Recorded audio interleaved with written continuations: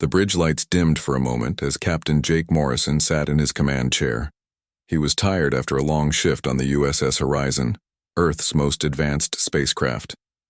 The ship hummed quietly as it glided through space near the edge of Earth's solar system. "Captain," called out Lieutenant Amy Walsh from her station. "We're getting an incoming transmission. It's different from anything I've seen before." Jake sat up straight. His years of experience told him that different usually meant trouble. "Put it on screen, Walsh." The main display flickered to life. What appeared was so strange that several crew members stopped their work to stare. 5 shapes floated in what seemed to be a dark room. They were unlike anything humans had encountered before. One looked like a walking tree with glowing leaves. Another appeared to be made of pure energy that shifted colors.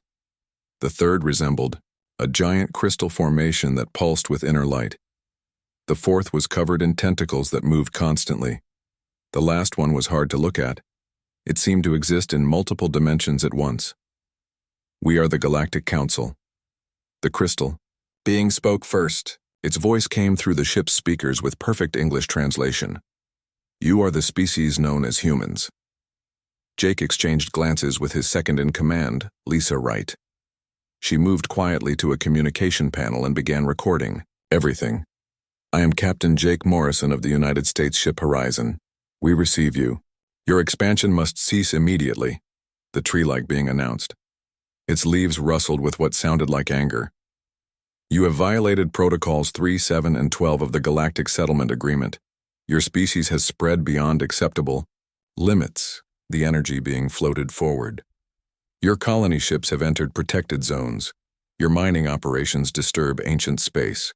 Your exploratory vessels probe too deeply into sectors reserved for established civilizations." Jake felt confusion wash over him. Protected zones? Established civilizations? "I'm sorry, but we've never heard of these protocols. This is our first contact with any alien species." The tentacled creature's appendages waved rapidly. "Ignorance is no excuse. The protocols have existed for 74,000 of your years. Every species must obey them. We're giving you one chance." The multidimensional being stated. Its form shifted in ways that made Jake's eyes hurt. "Recall all your ships, abandon your colonies, return to your home system. Never leave again."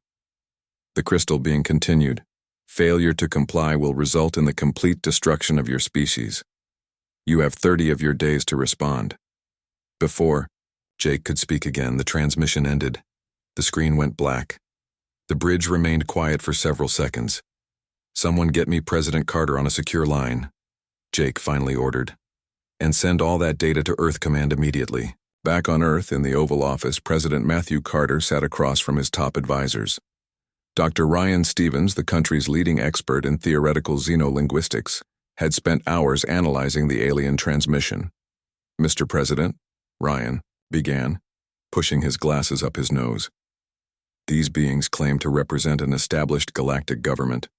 They're demanding we stop all space exploration and abandon our colonies." "And if we don't?" the President asked. "They've threatened to wipe us out completely, sir." General Karen Mitchell, head of Earth Defense, spoke up. "Mr. President, we've detected no movement of alien ships toward our system. This could be a bluff." "Could be," agreed President Carter. He leaned back in his leather chair, tapping a pen against his desk. "But we can't assume that. Ryan, what's your take on their demands?" "Sir, these beings spoke of protocols that are supposedly 74,000 years old. That's older than human civilization. They claim we're violating rules we've never been told about." Ryan shook his head. "It seems arbitrary." The President stood and walked to the window. Outside, the White House lawn stretched green in the afternoon sun. "In my entire career, I've faced many threats. Economic crises, terrorist organizations, natural disasters. But never have I faced something that threatened all of human existence." He turned back to his team. "Here's what we're going to do. First, we analyze every piece of data from that transmission. Second, we mobilize our defense forces quietly. No panic. Third, we'll send a response, but not one that shows fear. Later that evening, President Carter addressed the nation. The speech was calm and measured, just like his advisor had suggested. But as the cameras stopped rolling and the live feed ended, something unexpected began happening across America. In coffee shops and bars from New York to San Francisco, people gathered to discuss the alien message. Online forums exploded with activity, but instead of fear or panic, a different emotion spread through the population. Did they really just tell us what to do? A construction worker in Chicago asked his buddies at their local bar. They threatened Earth and expected us to just roll. Over? A college student in Boston posted online. The American spirit, forged over centuries of facing challenges and refusing to back down, began to show itself. People didn't demand peace talks or surrender. Instead, they wanted to know how humanity could prepare for a fight. At NASA headquarters, engineers and scientists who had been working on deep space projects started receiving calls. Not calls to shut down their work, but calls asking for faster development, better ships, stronger weapons. In Silicon Valley, tech companies redirected their resources. Instead of the next smartphone or social media platform, brilliant minds began working on defensive technologies and space weapons. Lisa Wright sat in her quarters aboard the Horizon, reviewing the transmission footage for the 100th time. Something about the aliens' behavior bothered her. They had appeared confident, almost arrogant. But there was something else in their multidimensional forms and shifting colors that suggested they weren't used to being questioned. Ship's log. Commander Wright, she recorded. The Galactic Council presented themselves as authority figures, but their mannerisms suggest they rarely face opposition. Their 30-day deadline seems calculated to create panic. However, instead of fear, I observed determination building among the crew. She looked out her window at the vast expanse of stars. Captain Morrison has requested my recommendation on response protocols. My assessment, appeasement would likely lead to further demands. The Council's absolute tone suggests they expect immediate compliance based on fear alone. Throughout Earth's orbital stations and moon bases, military personnel received orders to maintain their posts, but prepare for possible conflict. The order came down through proper channels, but with an unusual addition. Show no sign of panic. Maintain normal operations. We are not defeated by words alone. Dr. Emily Johnson worked late in her laboratory, studying alien technology recovered from various space anomalies over the past decade. Until now, these artifacts had seemed like interesting curiosities. Suddenly, they represented potential defensive capabilities. Interesting, she murmured, examining a crystalline structure that seemed to bend light around it. If I can figure out how this works? Above Earth, the defense fleet slowly repositioned itself. Not in obvious defensive formations, that would show fear, but in positions that could quickly adapt to various scenarios. Admiral Kevin Brooks coordinated the movements from his flagship. We're not preparing to attack, he explained to his staff. We're preparing to respond. There's a difference. If they come in peace, we'll meet them peacefully. If they come with threats, we'll meet them with strength. In New York City, Rachel Morgan watched the news coverage while sitting in her office. As the CEO of Morgan Mining Corp., she had invested heavily in asteroid mining operations. Her fleet of ships regularly traveled throughout the solar system, extracting valuable resources. They want us to abandon our colonies, she said to herself. Good luck with that. She picked up her phone and started making calls. By morning, her asteroid mining fleet would begin converting into something else entirely. Her pilots, many former military, were already eager to volunteer for a new mission. Captain Luke Matthews, one of Rachel's top pilots, had served in the Air Force before joining the private sector. When the call came about the alien threat, he found himself smiling. Finally, he told his wife Sophie, who was also a pilot. After all those years of training for space combat scenarios, we get a real challenge. Sophie nodded. I'm not scared. I'm excited. Humanity doesn't back down from bullies, even cosmic ones. As the day turned to night across Earth, something remarkable continued to develop. While the government worked on diplomatic and military preparations, Regular citizens showed a resilience that surprised even themselves. From small towns to major cities, people began organizing. Amateur astronomers set up observation networks. Engineering students designed weapon concepts. Hackers created programs to analyze alien communications. Veterans formed advisory groups for defensive strategies. The 30-day deadline that the Galactic Council intended as a source of fear became something different for humanity. It became a countdown to preparation, a timeline for defiance. In the Pentagon's war room, General Mitchell reviewed the latest intelligence reports. "Sir," she told the president during their late-night strategy session, "public morale is surprisingly high. People aren't panicking, they're preparing." President Carter nodded slowly. "Good, because tomorrow we begin our response, and I have a feeling the Galactic Council isn't going to like what they hear." The morning sun rose over Earth as Admiral Kevin Brooks called an emergency meeting at NORAD headquarters. Military leaders filled the war room, their faces serious but determined. Coffee cups steamed in the cool air as they watched screens showing space activity data. "We have 29 days, Kevin announced. "Our job is to prepare quietly. We don't want to alarm the global population, but we need to be ready for anything." Commander Alex Turner stood near a holographic display showing the outer solar system. "Sir, I've identified 17 mining stations that can be converted to defensive platforms. They're already equipped with powerful engines and communication systems." "Make it happen," Kevin ordered, "but maintain the appearance of normal mining operations. If these aliens are watching us, we want them to think we're continuing business." "As usual," Alex nodded. "I'll personally oversee the Titan Station conversion. It's our largest mining facility and strategically positioned."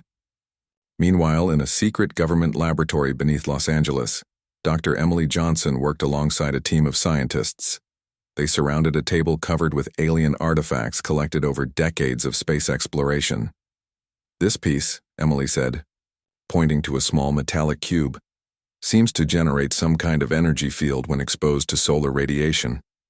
Her assistant, Dr. Noah Baker, adjusted scanning equipment. "The energy signature matches nothing in our database. It could be some form of shield technology." "Could be," Emily agreed. "But look at these readings when we combine it with this crystalline structure." She held up a jagged piece of bluish crystal. "The energy output increases by 300%. Dr. Baker's eyes widened. That's enough to power a defensive grid around a small city. Or around a spacecraft," Emily added with a slight smile. "Let's test how many we can link together." Back in space, Commander Lisa Wright continued her analysis of the alien transmission aboard the USS Horizon. She worked through the night, reviewing every second of the recording. Something about the alien's body language nagged at her.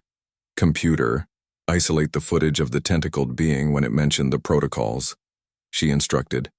The screen showed the alien's tentacles moving, in rapid patterns. Lisa studied the movement carefully. "Computer, compare these movements to known communication patterns of anxiety in various Earth species." A match appeared immediately. "Fascinating," Lisa murmured. They showed signs of uncertainty when discussing the protocols. Almost like they were defending a weak position. Captain Jake Morrison entered the observation room. "Finding anything useful, Lisa?" "Yes, sir," she replied. "These beings may not be as confident as they appear. Their threats might be a standard procedure they've used successfully before. Against species that gave up immediately," Jake concluded. "But we're not giving up." At Silicon Valley, a secret meeting took place in a nondescript building. The CEOs of America's largest tech companies gathered around a conference table. Among them was Rachel Morgan, who had traveled from New York. "The government is buying all our advanced computing hardware," Mark Williams, CEO of Tech Global, reported. "They're not telling us why, but we can guess." Rachel leaned forward. "My mining fleet is already converting to combat operations. But we need better guidance systems, better shields, better weapons." "My quantum computing team has been working on something," said Jennifer Adams from Quantum Tech. "It's a targeting system that can track multiple objects in real time. We developed it for satellite management, but it could track enemy ships." "Perfect," Rachel responded. "I have pilots who can use it. some of the best in the business. Sophie Anderson just completed her certification on our new fighter prototypes. Back at NASA, a quiet revolution was happening. Engineers worked around the clock, redesigning spacecraft for combat instead of exploration.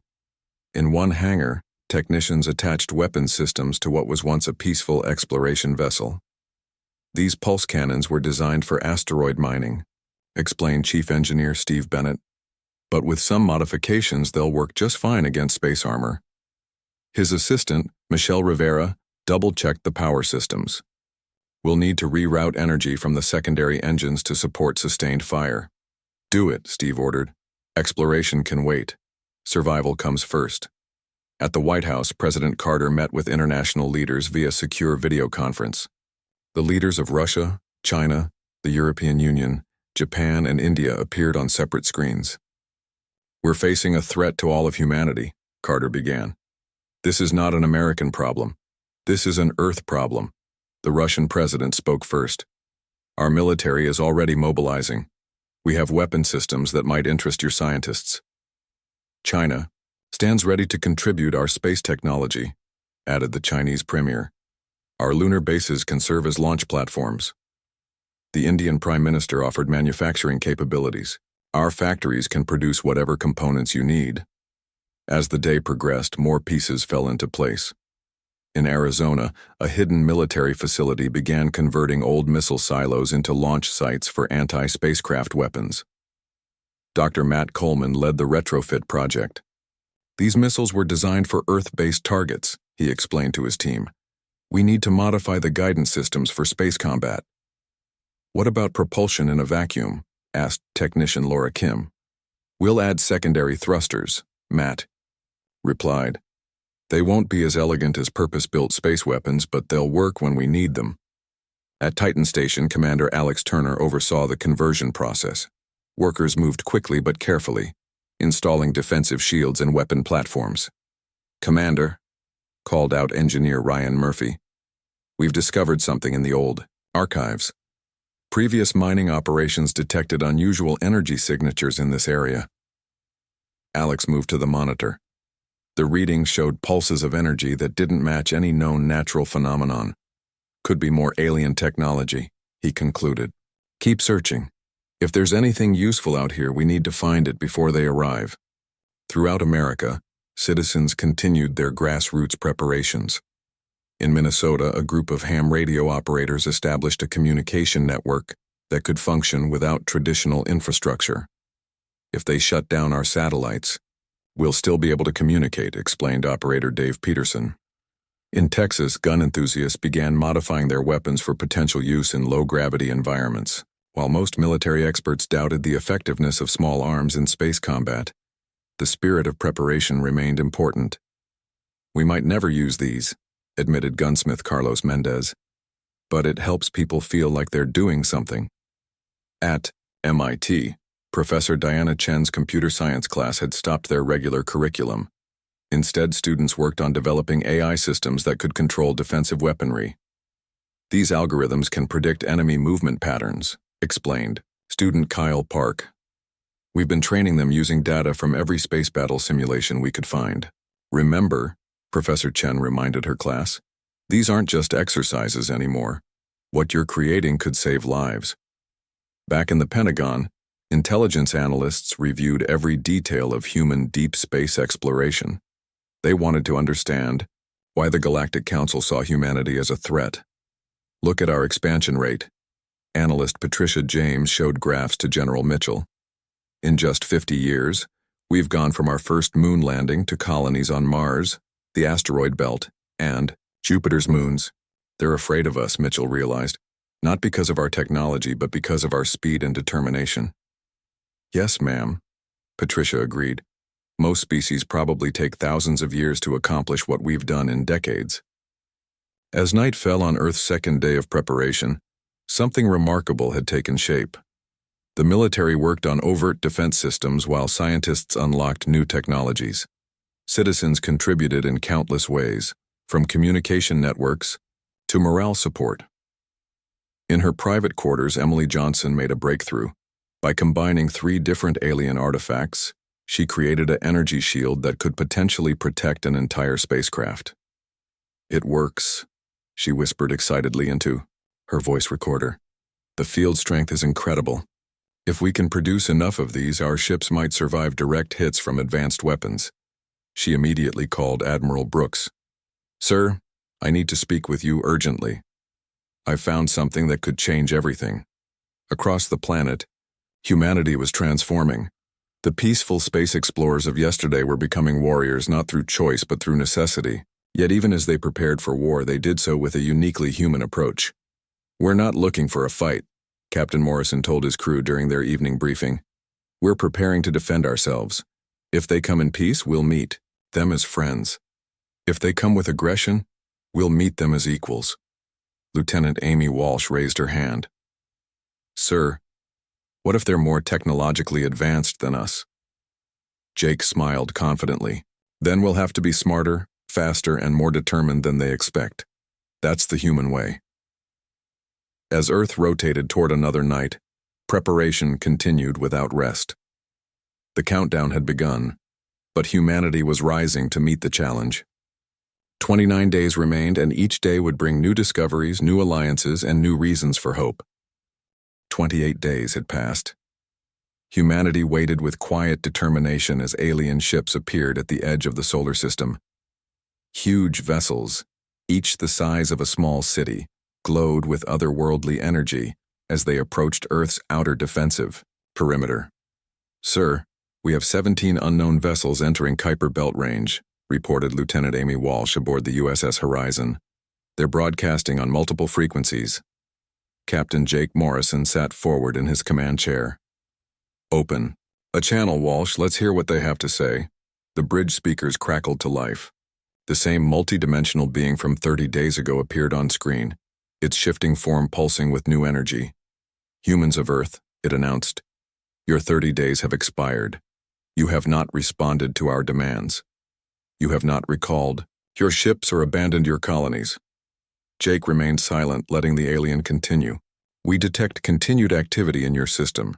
Your defiance is noted. You now have one final opportunity to comply." Around the solar system, hidden sensors detected movement from the Council's fleet. 3 of their massive ships broke formation and moved toward Earth's position. The other 14 remained stationary like an audience watching a show. "Captain," whispered Lisa Wright, "they're positioning themselves for a demonstration of power." Jake nodded slightly. He opened a private channel to Admiral Brooks at NORAD. "We're ready on this end, sir." "Confirmed, Horizon," came the Admiral's voice. "All defense stations report ready. Project Omega is a go." Back on the main channel, Jake finally responded to the Council. "We hear you." The crystal being, its inner light pulsing with what seemed like irritation, spoke next. "Your response is inadequate. You must confirm your complete compliance with our demands." "We heard you the first time," Jake said calmly. Rachel Morgan listened. From her converted mining ship, the Horizon's Edge. She and her pilots, including Sophie Anderson and Luke Matthews, waited in the asteroid belt along with dozens of other converted civilian vessels. "Did he really just tell them that?" Luke asked, amazed and proud at the same time. Sophie smiled inside her helmet. "He's buying us time. Watch what happens next." Throughout the solar system, human stations waited in silence. Dr. Emily Johnson sat at her control station in Los Angeles, her finger hovering over a special activation button. Dr. Noah Baker coordinated shield systems from the moon. Commander Alex Turner prepared the converted Titan station for combat. The tentacled council representative waved its appendages angrily. "You dare maintain your insolence? We shall demonstrate why lesser species obey the council's will." "Systems check complete," announced Nash Miller, the weapons officer on the lead council ship. "Targeting Earth's satellite Luna. Energy charging at 40%. "They're targeting the moon," reported Amy Walsh. "Energy levels are increasing rapidly." Jake opened the fleet-wide channel. "All stations prepare for Project Omega. On my mark." The energy being among the council representatives seemed to grow brighter. "Witness the price of defiance. Your moon will become dust." 70% charge, Miller updated. Now, Jake commanded quietly. Throughout the solar system, something happened that the Galactic Council had never seen before. Every human ship, from massive carriers to small mining vessels, activated their new stealth technology simultaneously. In less than a second, thousands of vessels simply vanished from sensors. The Council's monitoring team panicked. "Commander, we've lost contact. With all human ships, their energy signatures are gone." "Impossible," snarled the tentacled being. Its form rippled with confusion. No species has ever developed stealth technology that powerful. The tree-like representative's leaves rustled nervously. Perhaps we should reconsider our approach? No! The crystal being flashed bright red. "We proceed as planned. Destroy their moon." "Charging complete," Miller reported. "Firing now." A massive beam of energy launched from the lead council ship toward Earth's moon. The attack would have obliterated any unprotected celestial body. But as the energy approached, it hit something, invisible and spread harmlessly around a protective shield. "Shield holding at 85% capacity," reported Noah Baker from his hidden lunar station. "Emily's design is working perfectly," the tentacled council commander thrashed its appendages. "That's impossible. No young species should possess such advanced shield technology." A new voice entered the council's communication channel. It belonged to Admiral Kevin Brooks, speaking from his secret command center. "Your weapons are impressive," he said calmly, "but we're not as defenseless as you assumed." "You," the multidimensional being vibrated with anger. "You should be cowering in fear. Every species we've encountered has surrendered before now." "We're not every species," Jake replied. "We're humans, and you're discovering why the word no matters." "Rachel," Morgan received a signal. "Horizon's edge to all mining fleet units. Maintain stealth positions, they still haven't seen us." Lieutenant Sophie Anderson watched the council ships through her targeting computer.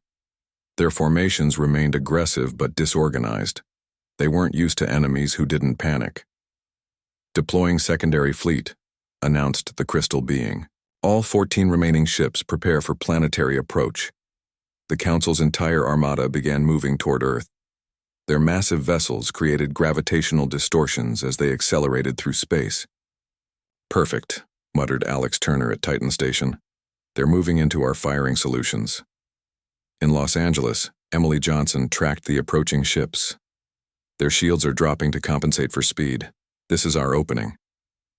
"All stations," Kevin Brooks commanded, "prepare for coordinated response, fire on my mark." Every hidden human defensive platform aligned their weapons. The converted mining ships positioned themselves behind the Council fleet. Earth's moon bases locked targeting solutions. The USS Horizon and other military vessels prepared their new combat protocols. The Council ships crossed an invisible line. In space, they had entered the optimal firing range without realizing it. "Mark," said Admiral Brooks. Suddenly, space lit up with human weapons fire. Pulse cannons, laser arrays, and experimental energy weapons struck the Council ships from multiple directions. The converted mining vessels dropped their stealth, appearing behind enemy lines like ghosts. "Engaging!" shouted Sophie Anderson as she fired her ship's weapons. The converted mining craft proved surprisingly effective, their industrial-grade equipment damaging Council shields. Luke Matthews and dozens of other pilots executed maneuvers their advanced training had taught them. They flew between the larger Council ships, hitting vulnerable points and confusing the enemy's targeting systems. "We're taking hits," Miller cried out aboard a Council vessel. "Unknown ships are everywhere. Our sensors can't track them all." "Return fire," ordered the tentacled commander. But the Council's massive ships, designed for intimidating planetary targets, struggled against the nimble human craft. "Commander," Alex Turner activated Titan Station's hidden weapons. The massive installation, disguised as a mining facility, revealed powerful cannons that had been secretly installed. Energy blasts struck 2 Council ships that were attempting to flank Earth's position. "This is Titan Station to all forces. We've got your backs." The 5 Council representatives watched in disbelief as their fleet struggled. This wasn't how things usually went. Other species typically surrendered after a simple demonstration. They certainly didn't fight back with such coordinated efficiency. Stop! Stop! The tree-like being's leaves shook frantically. This isn't how this works. Jake Morrison's image appeared on their screens. This is how it works. Now, you threatened our home. You threatened everything we've built. Did you really think we'd just give up? The crystal being pulsed rapidly. This is unacceptable. The protocols exist for order. The younger species must obey. We don't care about your protocols, Lisa Wright interjected. You never asked us, you just demanded obedience. The energy being seemed to dim slightly. But we've maintained peace for 74,000 years through these protocols.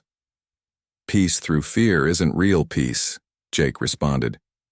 It's oppression. Around Earth, the battle continued, but the tide had already turned. Human forces, despite being vastly outnumbered, used superior tactics and unexpected technology to even the odds. The Council ships retreated toward a defensive formation. All units, hold your fire, Kevin Brooks ordered. They're withdrawing. Through the smoke and debris of space combat, the Council's lead ship transmitted. We request a ceasefire. We need to reassess the situation. Of course, Jake replied. We're not looking for total war. We're just looking for respect. The battle had lasted only 30 minutes, but in that short time, humanity had changed the balance of power in their corner of the galaxy. The Galactic Council, for the first time in thousands of years, had been forced to recognize that their authority could be challenged. As the human fleet maintained defensive positions, the Council ships regrouped beyond Earth's orbital space. Inside their command vessel, the 5 representatives faced a new reality. The universe was bigger than their protocols had allowed them to imagine. Perhaps, the multidimensional being suggested hesitantly, perhaps we should discuss terms of peaceful coexistence. The crystal being, its light now subdued, agreed. Yes, let us talk, before more damage is done. And for the first time, the Galactic Council prepared to negotiate as equals with a young species that had dared to say no. The ceasefire had lasted only 3 hours. The Council's largest dreadnought, a fortress ship that hadn't participated in the initial assault, now moved forward. It dwarfed the other vessels, its hull crackling with barely contained energy. Captain, that ship is 10 times larger than anything we've encountered, reported Amy Walsh aboard the USS Horizon. Worry crept into her usually steady voice. I see it, Walsh, Jake replied. He opened a channel to all Earth forces. All units, be advised. They're bringing up their main weapon. The crystal being's voice resonated through space. We tried to be reasonable, you refused to listen. Now you will see what happens to species that defy the Council. The massive ship's weapon systems began charging. Unlike the earlier attack on the moon, this energy signature showed readings that made human sensors scream warnings. Sir, Lieutenant Walsh calculated quickly, if they fire that, it could crack the moon in half. Before Jake could respond, Alex Turner's voice came through from Titan Station. Horizon, we're reading those numbers. Hold position. We have a contingency for this. In the secret command bunker, Alex had discovered something during his mining operations. Hidden in Titan's ancient ice fields were relics of what appeared to be an even older civilization. Among them was a weapon system that had taken 3 weeks to partially understand and activate. Project Omega Phase 2 is ready, he announced to his team. This is it. The Council's dreadnought continued charging. Space seemed to bend around its weapon arrays as reality warped under the stress of contained energy. Firing in 30 seconds, announced the Council weapons operator. Rachel Morgan and her converted mining fleet watched from the asteroid belt. Sophie, Luke, all pilots, follow my lead when I give the signal. We're going to execute the Hornet's Nest maneuver. That's never been tested in real combat, Sophie Anderson replied nervously. Today's a day for firsts, Rachel answered with grim determination. On the Council command vessel, the multi-dimensional being studied the human formations. They're not fleeing. Why are they not fleeing? Perhaps they accept their fate. The tentacled commander suggested, though its appendages moved uncertainly. No, the energy being observed. Look at their positioning. They're preparing for something. Back on Titan Station, Alex's team completed their final preparations.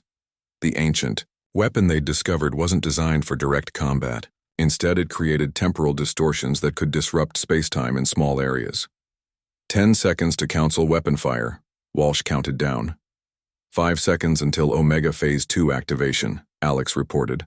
All mining fleet vessels, execute Hornets. Nest on my mark, Rachel commanded. Time seemed to slow. The Council's massive weapon reached full charge, ready to destroy Earth's moon and demonstrate their ultimate authority. Execute! 3 human voices called out simultaneously. Rachel's fleet burst from the asteroid belt at incredible speed. Dozens of ships swarmed toward the dreadnought like angry hornets, creating confusion among Council forces.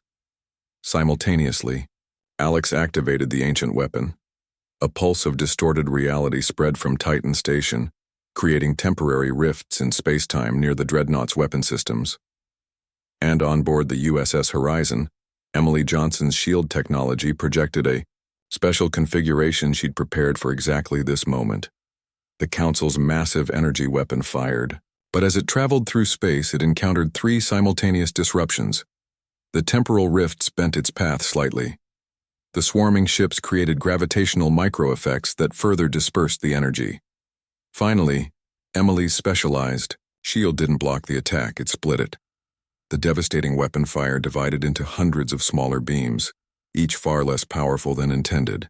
They struck empty space around the moon, creating spectacular light shows but causing no real damage. Impossible. The crystal being flashed with disbelief. Our calculations were perfect. Jake Morrison's calm voice answered them. Your calculations didn't include humans. We don't follow your rules. The Council vessels immediately attempted to reform into defensive positions, but Rachel's mining fleet continued their assault, targeting the dreadnought's sensor arrays and communication systems. This is harassment only, the tree-like being protested. These small ships cannot harm our fortress. A new weapon strike answered them. From hidden positions near Jupiter, Dr. Noah Baker had coordinated the activation of 3 disguised research stations. These installations, supposedly studying the gas giant's atmosphere, revealed themselves as powerful long-range artillery platforms. Massive railgun projectiles, accelerated to significant fractions of light speed, began hammering the dreadnought's starboard shields. The kinetic impacts created shockwaves that threatened to tear apart the huge vessel. Shield efficiency dropping to 60%, warned a Council technician. Return fire. All weapons target those stations, the tentacled commander ordered. But the human defensive network had one more surprise. As Council ships maneuvered to target the Jupiter stations, they moved into range of newly activated defense satellites orbiting Saturn. Satellites online, Sophie Anderson reported from her converted mining ship. Targeting solutions locked. The Saturn satellites, disguised as atmospheric probes for decades, opened fire. Their weapons used technology reverse-engineered from the alien artifacts Emily Johnson had studied. Beams of focused energy struck Council ships with unexpected accuracy. We're under attack from multiple directions, the energy being exclaimed, its form flickering with stress. How extensive are their defensive preparations? The answer became clear as more hidden human weapons revealed themselves. Asteroid bases, comet observation platforms, dark side of planets. Humanity had fortified the entire solar system. Enough! The crystal being flashed red with anger. We will teach you the meaning of power. 3 dreadnoughts moved into formation, preparing what sensors identified as a combined planet cracker attack. This weapon could potentially destroy Earth entirely. Fleet Admiral Brooks, Jake Morrison called on the command channel. Permission to execute Operation Checkmate? Granted, Captain. Show them why humanity survives. The USS Horizon and 6 other Earth military ships suddenly dropped their stealth, but these vessels glowed with strange energy that hadn't been there before. They had integrated components from the alien artifacts into their primary systems. All vessels, engage dimensional shift drives, Jake commanded. What happened next violated everything the Council knew about physics. The 7 ships phased partially out of normal space-time, becoming ghostly versions of themselves that existed between dimensions. "What are you doing?" the multi-dimensional being demanded, recognizing its own species' ancient technology being used by these newcomers. The human ships moved through the Council's shields as if they weren't there. Inside the dreadnought's defensive fields, they rematerialized and opened fire at point-blank range. The effect was devastating. Energy weapons meant for space combat ripped into vital systems from inside shield boundaries. The 3 dreadnoughts attempting the planet cracker formation began to break apart. "We surrender." The tree-like being's leaves rustled frantically. "We request immediate cessation of hostilities." But the mechanical failures had already begun. One dreadnought's reactor core, damaged by internal attack, started an uncontrolled chain reaction. "Evacuate! Evacuate!" came panicked transmissions from Council ships.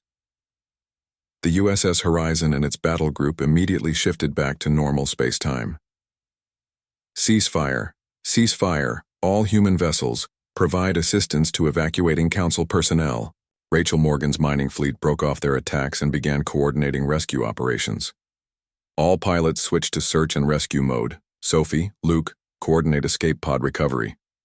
The Council's flagship, watching the disaster unfold, transmitted on all frequencies. "Stop. Why are you helping us? We came to destroy you." Lisa Wright answered them while coordinating medical preparations. "Because that's who we are. We fight those who threaten us, but we don't let people die needlessly."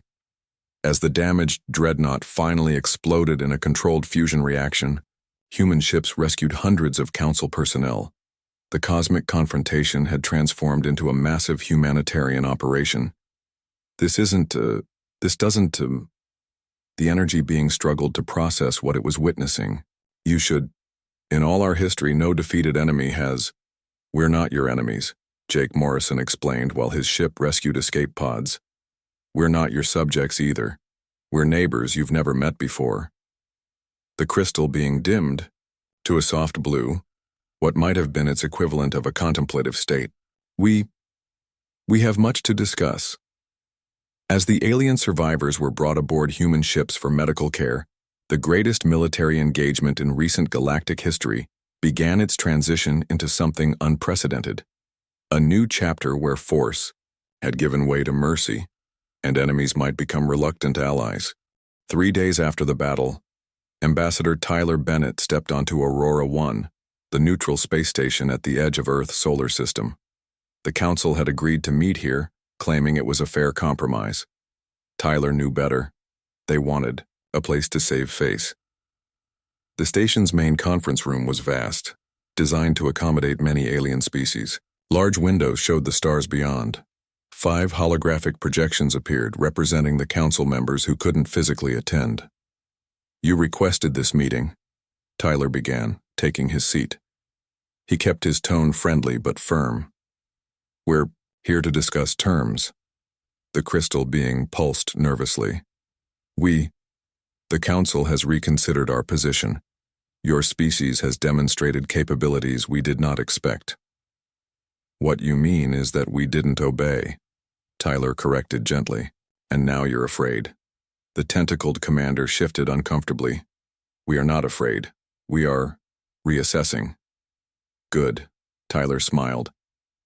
"Let's reassess together. Tell me about these protocols of yours." Dr. Ryan Stevens sat beside Tyler, his laptop ready. As humanity's top xenolinguist, he had prepared for this moment. The tree-like being spoke first. "The protocols exist to maintain order. When new species reach space, they must submit to Council authority. This prevents conflicts." "Prevents conflicts?" Ryan asked, genuinely curious. "Or prevents competition," the energy being flickered. "All species accept the protocols. It has been this way for 74,000 years. Except we didn't accept," Tyler pointed out. "Because you never asked. You just demanded." The multidimensional being's form shifted nervously. "The protocols state that younger species—" "The protocols are just rules you made up," Tyler interrupted. Rules designed to keep other species weak while you stay powerful. Silence filled the room. The council representatives had never faced such direct challenge to their authority. What? What do you propose? The crystal being asked finally. Tyler leaned forward. Earth will continue its space exploration and colonization. We'll expand at our own pace, following our own safety regulations. You can accept this, or we can continue having conflicts. You cannot expect us to simply... We rescued your people, Ryan reminded them. After you tried to destroy our moon. We could have let them die, but we didn't. The tentacled commander's appendages drooped slightly. We acknowledge this. Then acknowledge this too, Tyler continued. Your protocols don't apply to Earth. We're not asking for permission. We're stating a fact.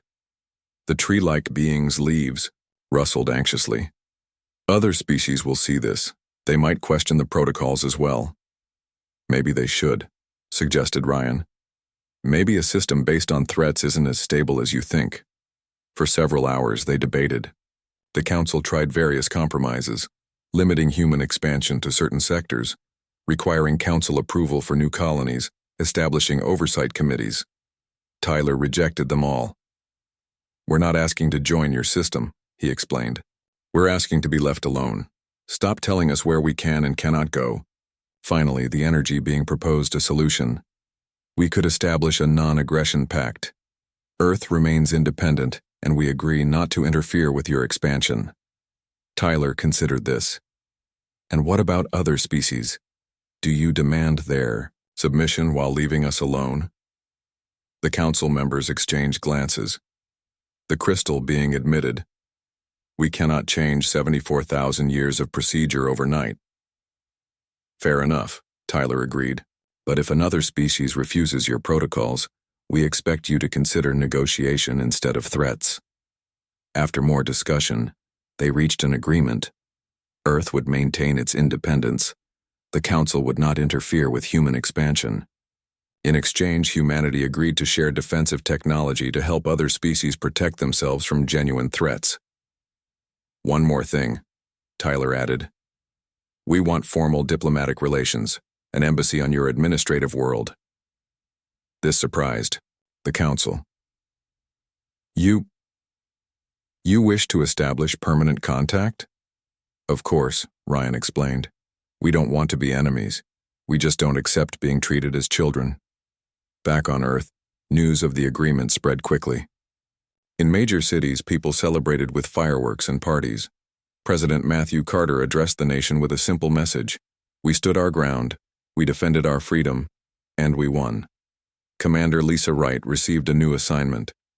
You'll be our first ambassador to Council Space, Admiral Kevin Brooks told her. They've approved a human embassy on their central world. They want to watch us closely, she observed. Let them watch, Kevin smiled. Let them see who humans really are. 6 months later, Captain Jake Morrison led the first official human diplomatic mission to Council territory.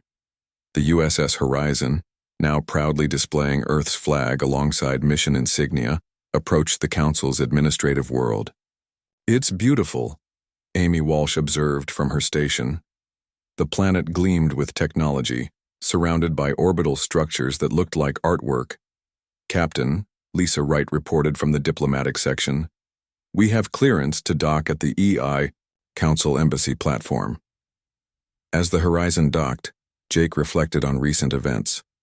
The Council now treated humans as equals in all communications. Other species had begun asking about Earth's defensive systems. Some whispered about reconsidering their own submissions to the protocols. On the platform, official greeters waited. Among them stood some of the same Council representatives who had threatened Earth months ago.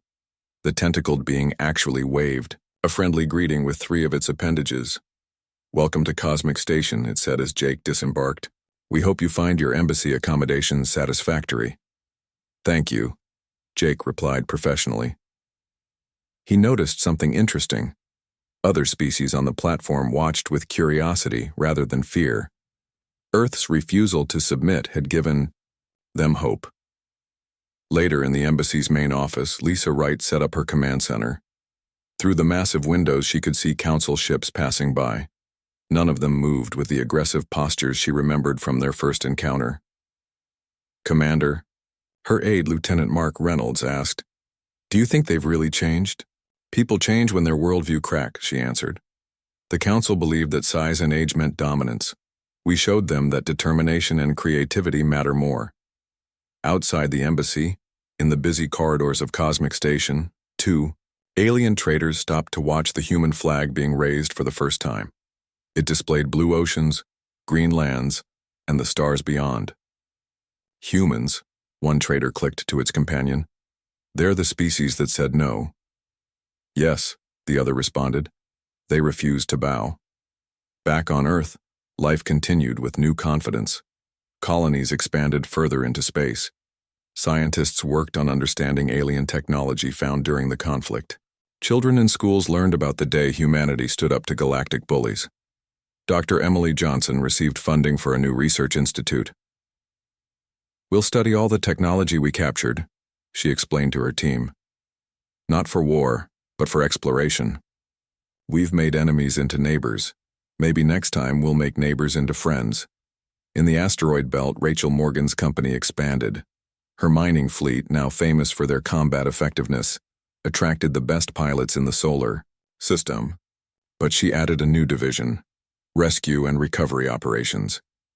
"We fight when we must," she told new recruits.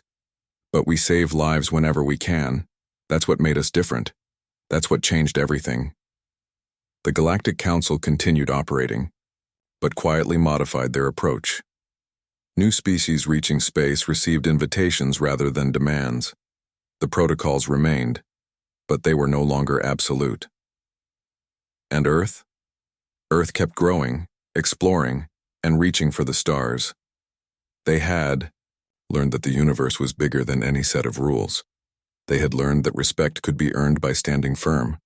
Most importantly, they had learned that even cosmic authorities could be challenged. The humans didn't care about threats from ancient powers. They cared about truth, freedom, and the courage to defend both. The stars belonged to all who dared to reach for them, not just to those who claimed ownership.